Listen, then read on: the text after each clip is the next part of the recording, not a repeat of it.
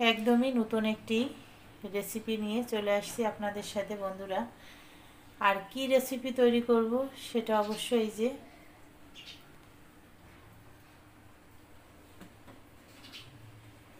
উপকরণগুলো দেখে অবশ্যই হয়তো কিছুটা গেস করতে পারছেন। যাই হোক, আমি বানাবো হচ্ছে পুডিং। আর নর্মালি আমরা দুধ, চিনি, ডিম দিয়ে পুডিং তৈরি করে থাকি বন্ধুরা। আজ আমি একটু ভিন্ন ধরনের পুডিং করব, আর সেটাই আপনাদের সাথে শেয়ার করব জন্য চলে আসছি এই যে ক্যামেরা নিয়ে রান্নাঘরে। আর একটা কথা বলে নেই, এখানে কিন্তু আমি 2 লিটারের মতো দুধ একদম এই যে দধির মতো করে ফেলেছি জ্বালিয়ে, যদিও এতটা ঘন করার ইচ্ছা ছিল না। সেটা হচ্ছে একদম চুলায় রেখে দিয়েছিলাম, ঢিম চুলায় একদম টেনে দধি হয়ে গেছে। যাই হোক, এটাই আমার পুডিংটা খেতে ভালো হবে। আর আমি আজ যে পুডিংটা তৈরি করব সেটা হচ্ছে লাচ্চা পুডিং বন্ধুরা। আর একটা কথা আপনাদের সাথে না বললেই নয়, সেটা হচ্ছে আজ যে লাচ্চা পুডিংটা আমি তৈরি করব সেটার জন্য এই যে আমি লাচ্চা সিমাই নিয়ে নিয়েছি। আর এই লাচ্চা পুডিংটা আমি শিখেছি হচ্ছে জীবনের গল্প কাম্মিয়াপুর কাছ থেকে। কাম্মিয়াপুর চ্যানেলে গেলে আপনারা এই লাচ্চা পুডিংটা দেখতে পারবেন, আমি ওনার কাছ থেকে শিখেছি। আর আসলে সত্য স্বীকার করার ভিতর গর্ববোধই হয়, এখানে লজ্জার কিছু নেই। আমি কাম্মিয়াপুর কাছ থেকে শেখা রেসিপিটি আপনাদের সাথে আজ আমার চ্যানেলে শেয়ার করছি। আর প্রথমেই চুলায় আমি একটা কড়াই দিয়ে দিলাম। কড়াইটা গরম হলে আমি এই যে এখানে লাচ্চা সিমাইটা ঘি দিয়ে ভেজে নিব। ঘি না দিলেও চলবে, ঘি হচ্ছে অপশনাল, যেহেতু লাচ্চা সিমাইটা কিন্তু ভাজাই থাকে তেল বা ঘি দিয়ে, সেই ক্ষেত্রে আর ঘি না দিলেও হয়। আর যেহেতু পুডিংটা ঘিয়ের মানে দুধের তৈরি, সেই ক্ষেত্রে কিন্তু এক্সট্রা আর কোনো তেল বা ঘিয়ের দরকারই হয় না, কারণ হচ্ছে দুধে প্রচুর পরিমাণে ঘি থাকে। তাছাড়া দুধেরই তো একটা নিজস্ব অনেক বড় স্বাদ রয়েছে, সেখানে আর এক্সট্রা উপকরণ দিয়ে স্বাদের দরকার হয় না বন্ধুরা। আমি এই যে লাচ্চার সিমাইটা ভালো করে ভেজে, লাচ্চাটা আমার পরিমাণ মতো ভাজা কমপ্লিট হয়ে গেছে বন্ধুরা। আমি এখানে অপশনাল আর একটা জিনিস আপনাকে দেখাই। এই যে দেখতে পাচ্ছেন আমার হাতে হচ্ছে 2টা এলাচ। এই এলাচ 2টা থেকে আমি শুধু বিচিটা বের করে এই বিচিটা গুঁড়ো করে হচ্ছে এই পুডিংয়ের ভিতর দিয়ে দিব। কারণ হচ্ছে ডিমের যে একটা এক্সট্রা গন্ধ থাকে, এই গন্ধটা আমার কাছে খুব একটা ভালো লাগে না।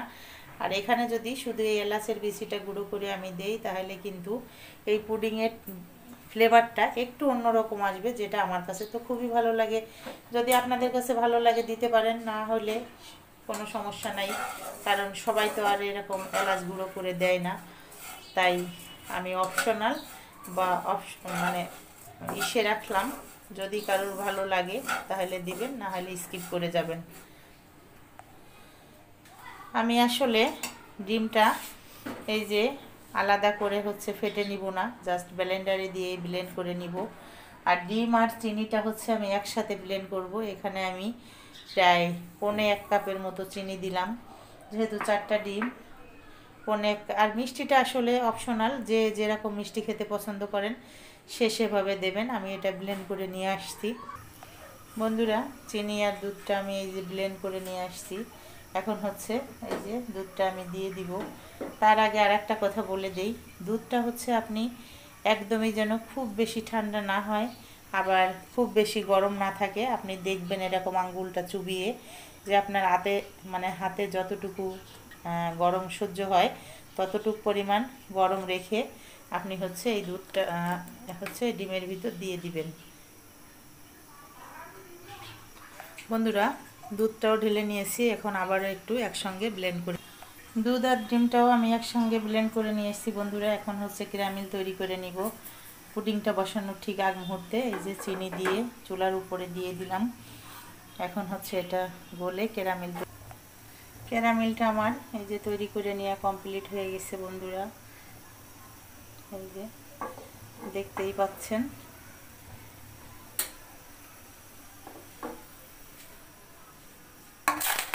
এখন হচ্ছে সিস্টেম করে নেওয়ার পালা। প্রথমে আমি ক্যারামেলের উপরে এক লেয়ার হচ্ছে এই যে লাচ্চা সিমাই বিছিয়ে দিব।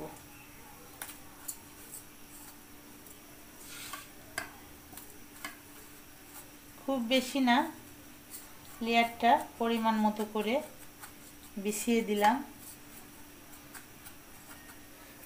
এরপরে হচ্ছে এই যে দুধ আর ডিমের ব্যাটারটা দিয়ে দিব।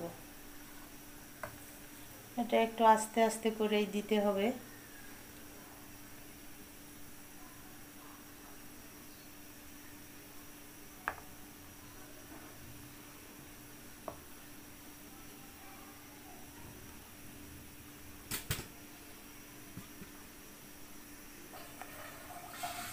মিশ্রণটা দিয়ে দিয়ে এর উপরে আমি হচ্ছে আবারও আর এক লেয়ার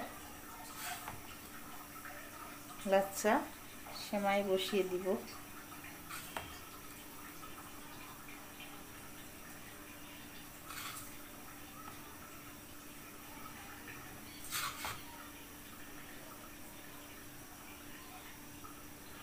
আর দিব না, কমপ্লিট হয়ে গেছে।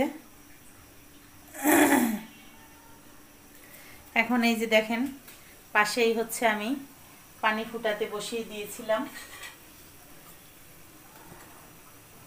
আর এর পানির ভিতরে আমি একটা স্ট্যান্ডও দিয়ে দিয়েছি। এখানে আমি এখন এই যে আস্তে করে বসিয়ে দিলাম বাটিটা।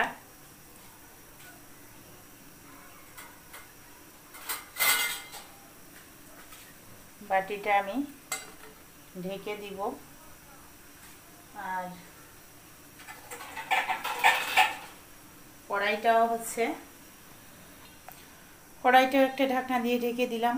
বন্ধুরা ফিরে আসবো আমরা 40 থেকে 45 মিনিট পর পুডিংটা রেডি হওয়ার পরে, সঙ্গেই থাকেন। বন্ধুরা 40 মিনিট পর আবারও আমি ফিরে আসছি চুলার পাড়ে। পুডিংটা এখন তুলে নিব আর শেয়ার করব আপনাদের সঙ্গে যে আমার আজকের লাচ্চা পুডিংটা আসলে কেমন হলো। ঢাকনাটা তুলে নিলাম।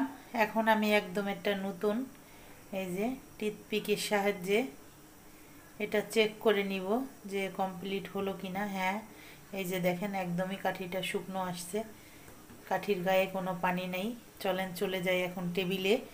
পুডিংটা আমি এখন ঢেলে নিব। বন্ধুরা পুডিংটা একটু ঠান্ডা হলে ভালো হয়, কিন্তু আমি আপনাদের দেখানোর ক্ষেত্রে এখনই হচ্ছে আপনাদের একটু দেখিয়ে দিব। সাইডটা একটু আগলা করে নিলাম ছুরি। বন্ধুরা মাশাল্লাহ মাশাল্লাহ মাশাল্লাহ, এই যে দেখেন আমার লাচ্চা পুডিংটা কত সুন্দর হয়েছে, কতটা আকর্ষণীয় হয়েছে দেখতে। আর একদম নিখুঁতভাবে পুডিংটা সম্পূর্ণ করতে পারলাম, তার জন্য প্রথমেই তো মাশাল্লাহ বললাম। আর পুডিং সবাই আমরা তৈরি করে খেয়ে থাকি, যেভাবে সবাই আমরা জানি, তবে আজকের পুডিংটা তৈরি করে দেখালাম একটু ভিন্নভাবে। আর নিশ্চয়ই এটা খেতেও ভিন্ন স্বাদের হবে। যদি আমার এই উপকরণগুলো দিয়ে একটু ভিন্ন সিস্টেমের পুডিং আপনাদের ভালো লাগে, অবশ্যই তৈরি করে খেয়ে দেখবেন, ইনশাল্লাহ ভাল লাগবে। এই ছিল আমার নতুন লাচ্চা পুডিংয়ের রেসিপি। সবাই ভালো থাকবেন। আল্লাহ হাফেজ।